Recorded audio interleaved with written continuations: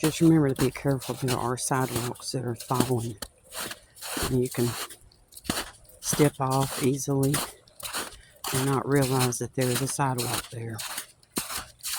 Or step in a hole that's a lot deeper than what you thought. So y'all, please be careful. It's starting to thaw here, like I said.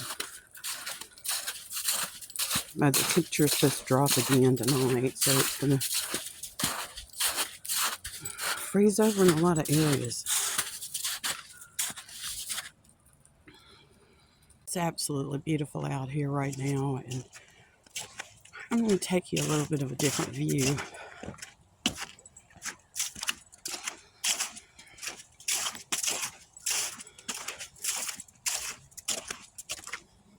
It's just a circle in the area where we live in.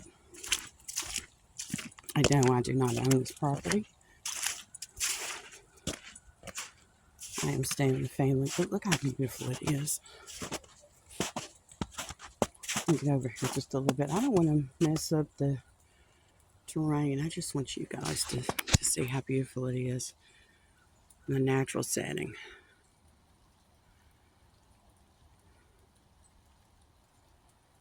You can hear it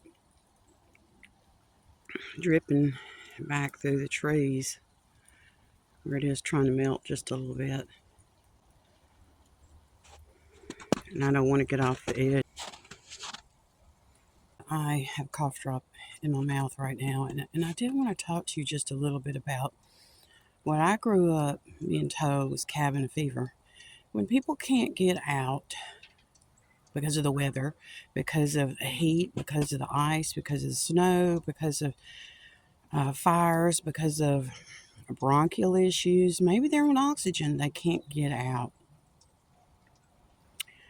They've got to have some way to cope. And I'm no different than anybody else. I love being outside. And I have been taught to monitor for frostbite. Also monitor myself for heat stroke, any kind of heat exhaustion, that kind of thing. Can you get it during the winter? Yes, you can. You can. Now, I wear multiple layers, starting with thin and get a little bit heavier. Now, today, I have not been out a lot. I came out just to let you see that the weather was changing a little bit here. And I want to let you know we're still here. I mentioned something earlier in my description on my video, and I want you to know that it's tough talking about it.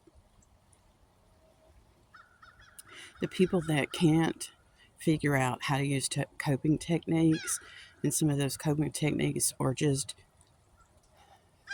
not good. They're not using nature. They're not using journaling. They're not using a hobby. They're not using anything that is really good for them. And I want you all to know that you can do this. One of the things that I used in my classroom was, I guess you would say, art therapy. I got a degree in art, and it taught me all kinds of things. And I brought it into the classroom. I used music. And right now I'm talking to quite a few people, and they're saying the music is just too much. It's too much noise. The video I posted earlier had dog barking. Do you realize that a barking dog can actually trigger people? They can trigger people. Maybe they had a bad experience with an animal. Maybe it's an animal that they lost. Maybe they are now coping with, should I replace this one? Should I ever get another one? Do I want another pet? I've had all kinds of pets. I had a parakeet at one time. I've had goldfish. I never ventured into the saltwater tank, that where you have to maintain, the water and everything in there. I never did do that. Now, I did recommend it for my children, but I didn't do it. I was teaching at the time. I had so much going on. I was just like, I can't take care of one more thing. I did pet therapy with my children, and I was trying to teach them responsibility, but also caring for another human being or another thing. Plants, I taught them about that. I taught them about taking care of their toys, taking care of their clothes, taking care of their responsibilities.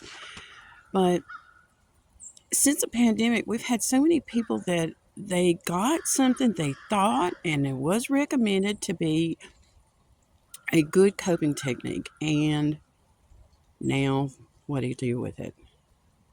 They're figuring out, and some of you are as well, that this is not good for me. It's actually causing more problems than it is good. So I just want to let you know that we understand. You're not in this by yourself. The animal that you got, maybe it's a little too much. What I would do is, it's not like putting a child up for adoption. What I would do is to look around you, see if there's somebody that has a need. Maybe somebody else is lonely. Maybe somebody else is really struggling. And maybe let them sit with your animal for a little bit. Maybe come over and visit with you. Maybe you go visit with them. But let your animal get acclimated with someone else. And that would give you a break in the routine, give you a break from the caregiving of the animal, and might let somebody else help you out a little bit. Do I recommend it? I think we all need help. I think we all need help. I have been hearing, oh man, she looks so yellow today. Well, when you have white around you and that's so much snow there, anything is going to look a little bit yellow.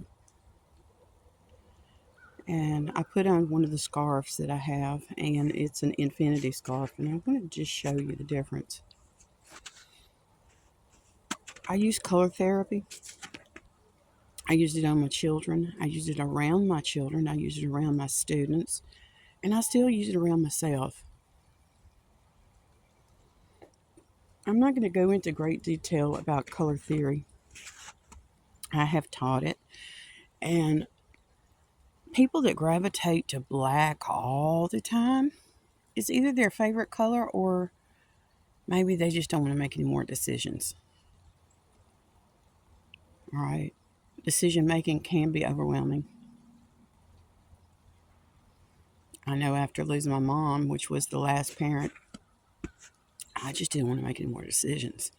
I had been making decisions and making decisions and making decisions. Was it burnout? No, I was just tired. Absolutely exhausted. Emotionally and physically. And I was pushing through, and I knew it. I was doing the best I could. I was monitoring my health, my emotional health, and physical health. But it was also during the pandemic that she was first diagnosed with pulmonary hypertension. And there are people all around us, and they're like, why are they using oxygen? Why are they not out and about walking around? Do not judge someone, especially someone using oxygen. Do not judge them. I heard the comments. I know some people are just curious as to why I'm not wearing makeup right now. Right now, I want to be ready quickly. We could easily lose power here, and I don't want to deal with it. It's just one other thing I don't want to deal with right now. We have fire rescue, we have medical rescue, we have law enforcement officers out here that they need to be encouraged. And they don't need to be reminded, hey, you didn't put your makeup on, you didn't put your glasses on, you didn't, you know what I'm saying? I think we're a little too hard during the weather incidences, and even with the wildfires and things that have been going on throughout the United States and around the world. When we have ambulances and fire, rescue everywhere. I mean, guys, y'all, back off. Back off. Back off on yourself. You need to know that we care about you. Put a hat on. Put a scarf on. Put a headscarf on. Put a hoodie on. When you are not working, being a hero, then you need to be able to dress down just a little bit. Put your sneakers on, your running shoes. You don't have to go run, but I believe in casual wear. When you're not working, it should be casual wear. Don't try to meet today's dress standard. Oh, I've got to dress like all the celebrities.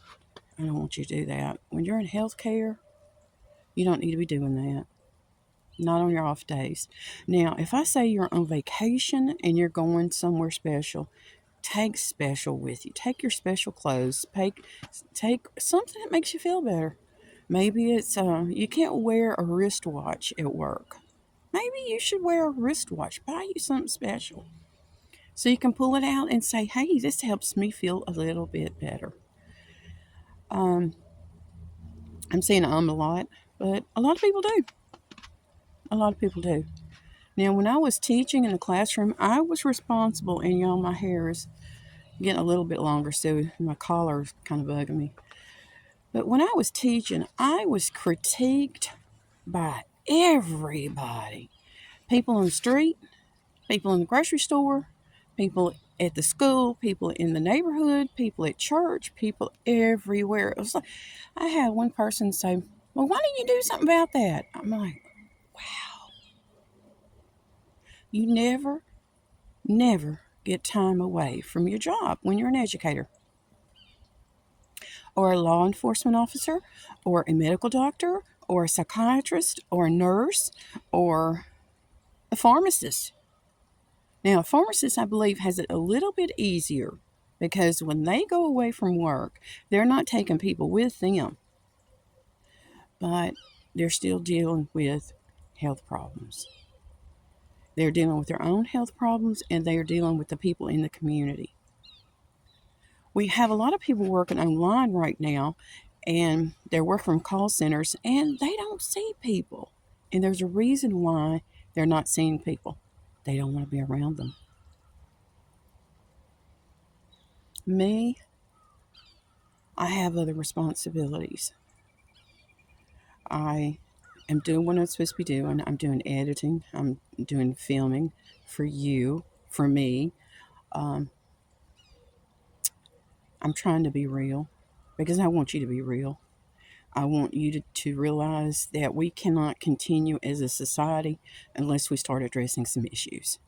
And some of it is politics. Am I going to talk about it? No, I'm not. It's an absolute abomination. What people are saying with absolutely no facts. Things have been said about me. You know what? I don't care. I know what is the truth. I know who I am. I know who I'm going to be. I'm going to be me. And I'm not going to bow down to pressure, and I don't want you to either. Because people are going to continue to say things about you and me because jealousy, their own pride. Well, I'm better than you. No, nobody is better than anybody else. I want you to understand that as long as a human race does not acknowledge the problems, it's going to continue to spiral out of control. And I believe that if we all get together and work on mental health care, we can then move forward in running our governments, our cities, our communities, our churches, our schools, our hospitals, our pharmacies. We can do whatever we need to do if we work together, but we've got to address the mental health issues. Now, I'm going to give you a little bit more of the scenery right now, okay? And I am viewing some of the videos that helped get me through some of the hardest years in my life. And I'm encouraging my friends on YouTube as well. So I'm not here to perform for you. I'm doing this to minister to you. So y'all come on, let's go walk.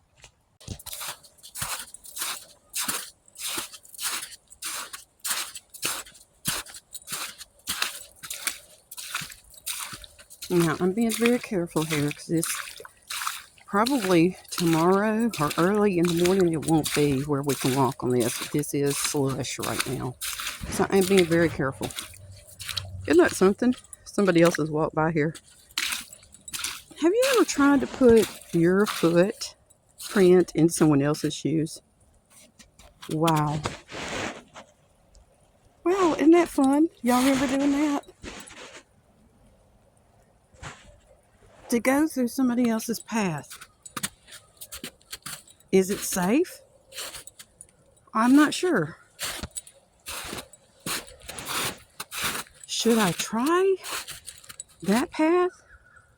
I don't think that's going to work.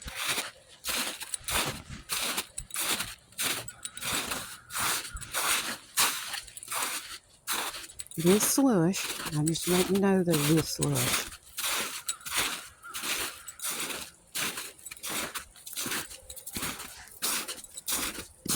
And I've been talking to everybody about get out and have a little fun. Play in this mess a little bit. Now I'm walking through some trees right here. And I'm going to let you just listen for a second, okay?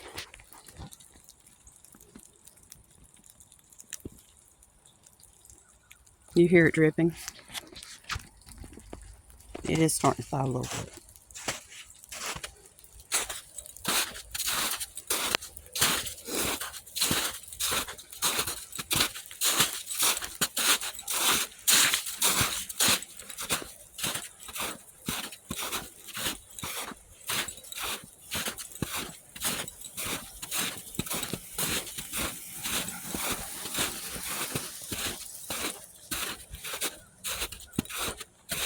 There's someone braver than I am. They're on a bicycle.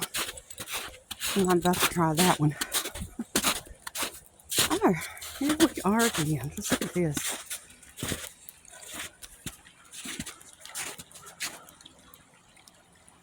It wasn't like this earlier.